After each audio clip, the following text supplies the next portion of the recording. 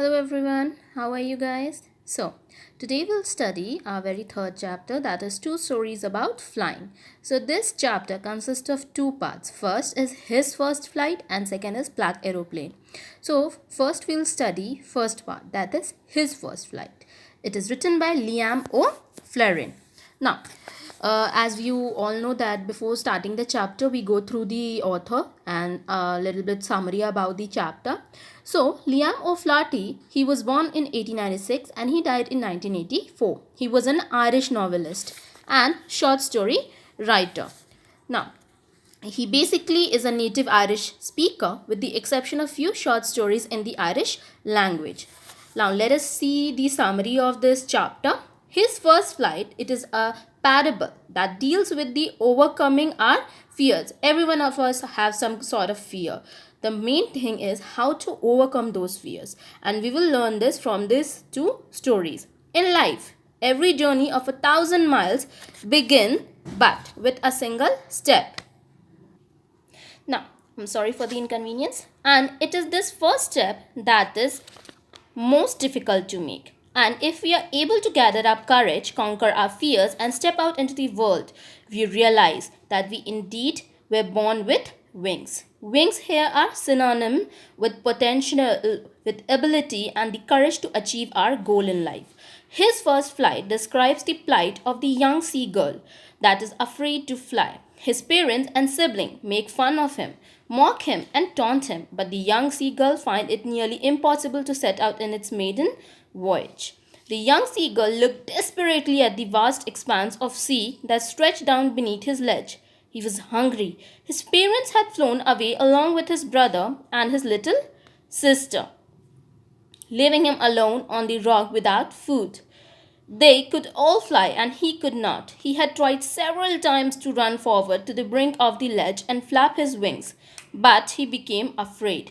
He was certain that his wings would not support him. His parents had tried countless times to make him fly, but it was all in vain.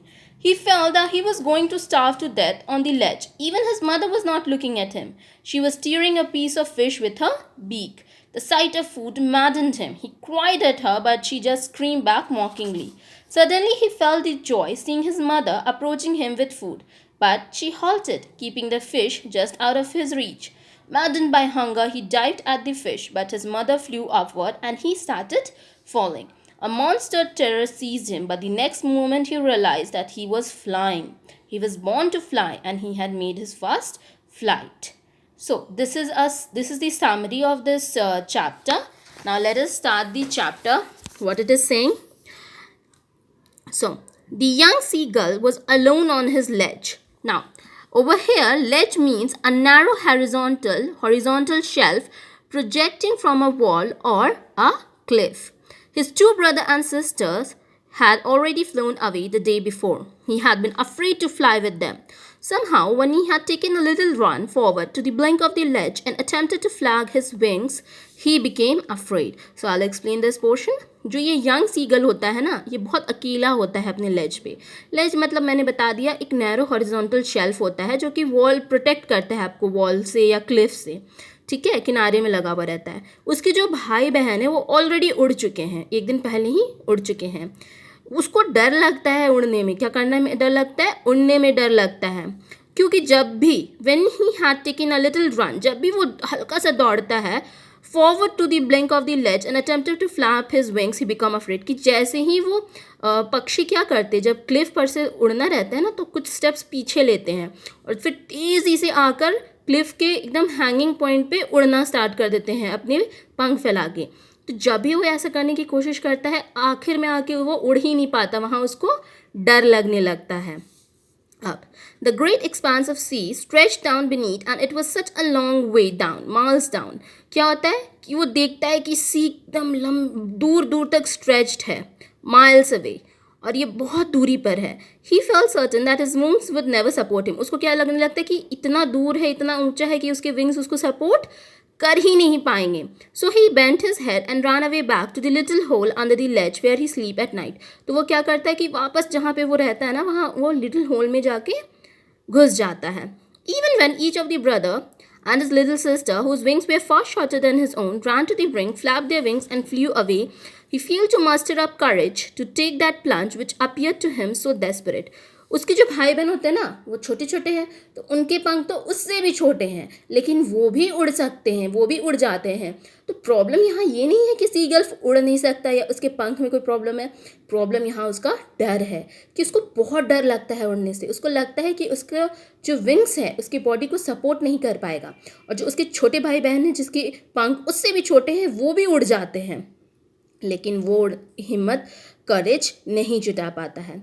हम सब के साथ ऐसा होता है कुछ करने में. अब हम सब के साथ हमें कुछ न कुछ ऐसा ज़रूर होगा जिससे हम डरते हैं, जिसके लिए हम करेज बिल्डअप नहीं कर पाते हैं. लेकिन हमें हिम्मत कर कर करेज बिल्डअप कर कर उस चीज़ को करना चाहिए. अगर ये सीगल्फ करेज करके उड़ने की कोशिश करता बिना ये सोचे कि क्या होगा, ठीक है ज़्यादा से ज़्यादा वो नीचे ही गिर जाएगा ना, लेकिन कोशिश तो करेगा तो वो ज़रूर उड़ पाएगा. Now, his father and mother had come around, calling to him shriftly, upbraiding him, threatening to let him starve on his ledge unless he flew away, but for the life of him he could not move. तो जो उसके mummy papa होते हैं ना, अब हर mummy papa चाहते हैं कि उनका बच्चा बाकियों की तरह घूमे, बाकियों की तरह एक्ट करे. तो वो जब बाकी लोगों को देखते थे उड़ते और अपने बच्चे को देखते थे तो उनका भी मन करता था कि बाकी भाई बहनों की तरह ये भी उड़े. तो वो क्या करने लगते हैं, हमारे पेरेंट्स क्या करते हैं कि जब उनको कुछ काम निकलवाना होता है या हमारी भलाई के लिए वो हमें डराते हैं. जैसे खाना खा लो नहीं तो भूत आ जाएगा पकड़ लेगा.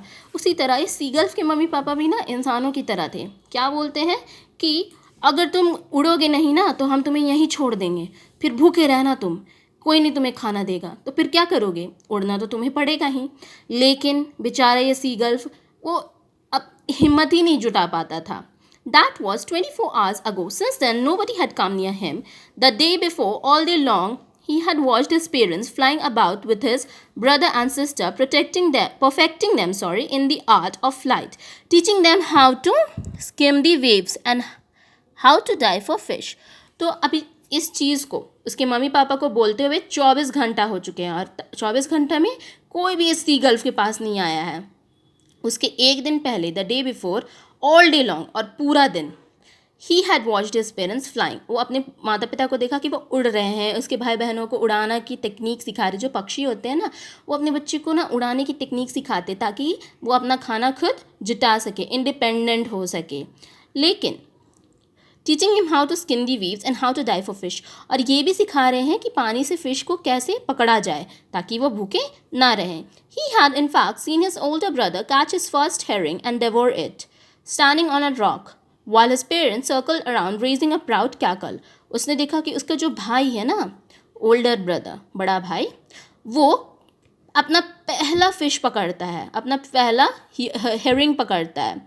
सॉफ्ट फाइन सी फिश, ठीक है, हेरिंग का मतलब यहाँ पे होता है, और उसको डेवोर करता है. डेवोर का मतलब होता है खाना, उसके ऊपर टूट पड़ना, उसको पूरी तरह से खा जाता है एक रॉक पे बैठ के. और उसके पेरेंट्स क्या कर रहे होते हैं, जब बर्ड्स खुश होते हैं ना तो वो क्या करते हैं, गोल गोल घूमते हैं.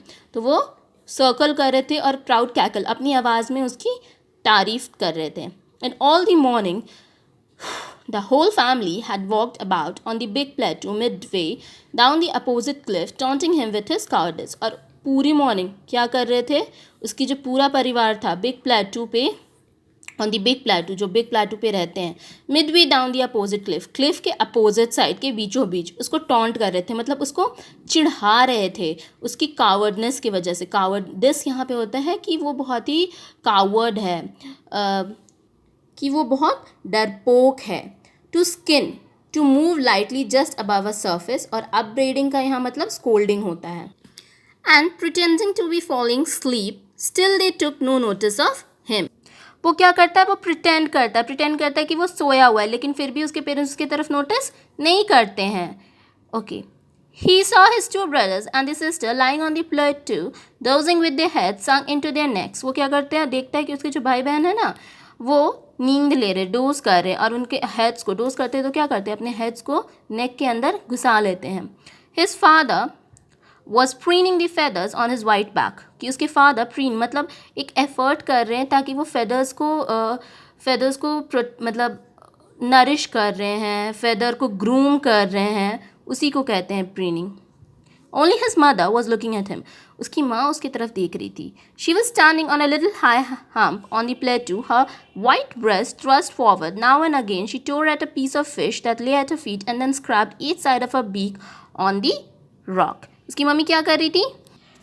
ओके, सो उसकी मम्मी क्या कर रही थी कि वो एक हाई हम्प पे बैठी हुई थी, प्लेटू पे, और प्लेटू की ऊंचाई पे बैठी हुई थी, और वहाँ पे वो फिश को ना अपनी बीक से काट कर, मतलब तोड़ करके उसको अपने बीक से अपने फीट पे रखी हुई थी और अपनी बीक से उसको काट रही थी. The site of the food मैडन्ड him. उसने जब देखा खाने को तो उसको बहुत भूख लगी थी, वो एकदम पागल सा हो गया. How he love to tear food that way. वो लोग क्या करते हैं, हाथ पैर तो होता नहीं है, अपनी चोट से ही उसे काट कर खाते हैं ना, उसे तोड़कर. Scraping the beak now and again to whet it. Whet का मतलब होता है यहाँ शार्पन करना. गा गा गा ही क्राइड. अब उनकी आवाज़ में गा गा गा कैसा होता है मुझे तो नहीं पता, लेकिन मैंने कोशिश किया बोलने का. ही क्राइड बेगिंग हर. अपनी आवाज़ में वो अपनी मम्मी को रो रो के बोल रहा है. हमें कुछ चाहिए होता है तो कैसे अपनी मम्मी को बोलते हैं कि हमें चाहिए होता है, उसी तरह वो भी अपनी आवाज़ में अपनी मम्मी से रिक्वेस्ट कर रहा है. उसकी मम्मी कहती है गाऊ कुल आ. ओके, उसकी मम्मी अपनी आवाज़ में से चिल्ला के बोलती है ना, नहीं दूंगी, जाओ. इन अ मैन, डेराइसिवली का मतलब होता है in a manner showing someone that she or he is stupid. उसकी मम्मी उसको मॉक कर रही है. Oh my god. But he kept calling pointedly. लेकिन वो तो क्या हमारे ठेठ भाषा में थित्थर बोलते हैं, वो था. उसको मतलब चाहिए खाना. And after a minute or so he uttered a joyful scream. और उसके बाद वो एक joyful scream निकालता है. His mother had picked up a piece of the fish and was flying across to him with it. उसकी mummy क्या की, वो क्यों खुश हो गया, क्योंकि उसकी मम्मी उस फिश के टुकड़े को अपने मुंह में लेकर उसकी तरफ उड़ रही थी. So here I will stop. These are the meanings. Training already I told कि ग्रूम कर रहे हैं अपने फेदर को, मेंटेन करने की कोशिश कर रहा है. वेट का मतलब होता है टू शार्पन, और डिराइसिवली मैंने बता दिया कि किसी को मॉक करना. So for the remaining portion I will make this in 2 parts, क्योंकि ये थोड़ा वीडियो लंबा हो गया है. So till then wait for the second part. Have a productive day, have a productive week. Bye.